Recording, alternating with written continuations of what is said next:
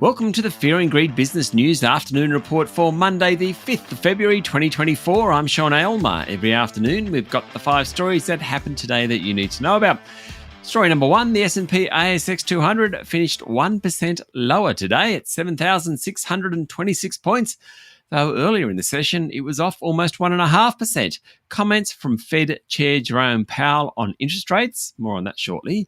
The bombing of Houthi rebels by the US and UK, and lower commodity prices combined to send the bourse lower. It was the miners that fared worst. BHP, Fortescue Metals Group and Rio Tinto all dropped between 2 and 3%. South 32, the diversified miner, it was down more than 3%.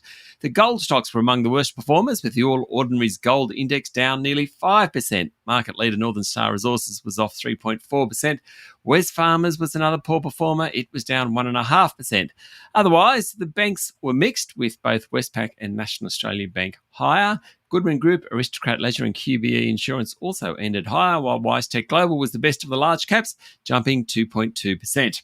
Story number 2, in corporate news today, gold miners Silver Lake and Red 5 Limited will merge via a scheme of arrangement under which Red 5 will buy 100% of Silver Lake shares.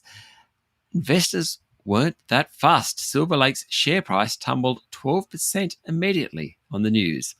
The parent of supermarket brands IGA and Foodland, Metcash, is seeking $300 million in a fully underwritten institutional placement to fund the purchase of Superior Food Group, as well as hardware companies Bianco and Alpine Trust. And Armagan Ahmed, the CEO of struggling data group Appen, has stepped down effective immediately. Appen's share price fell 5%. On the back of that news, it's halved over the last month following Google's decision to axe a multi-million-dollar contract with the group. Story number 3, the US Federal Reserve Chair Jerome Powell has again poured cold water on hopes of a rate cut in the world's biggest economy, saying the central bank can be prudent in deciding when to cut its benchmark interest rate. Speaking on 60 Minutes in the US, Powell said it was prudent to give the economy some time and see what the data is going to say. He said it's important to be careful that inflation falls to the Fed's target level in a sustainable way. He still thinks inflation will fall and rates will fall, but maybe not as soon as markets expected. Closer to home, the Aussie dollar fell under 65 US cents today. That's the first time it's done that since late November, as the mood for risk assets diminish. The Aussie dollar, of course, is considered a risk asset, at least compared to the US dollar. Story number 4, the latest news poll in the Australian newspaper shows that 62% of voters think Prime Minister Anthony Albanese did the right thing changing the tax laws, but only 38% said they'd be better off, which is actually incorrect because at least 80% will be better off. Basically, it shows the government hasn't done enough to explain its new position. Even though the government's decision is supported by nearly 2/3 of Australians, it didn't give Labor much of a boost in the polls, with the two-party preferred vote unchanged at 52 to 48% in favour of the government. The coalition's primary vote sits at 36%. Labor's at 34%, 12% for the Greens. Independents and minor parties are at 11%, and One Nation is at 7%.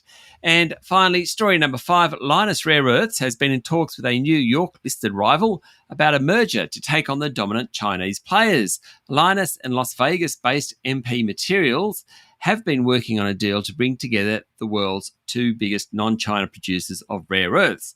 But those talks aren't ongoing, or in fact, they're not happening right at the moment. Not that that rules out some deal in the future.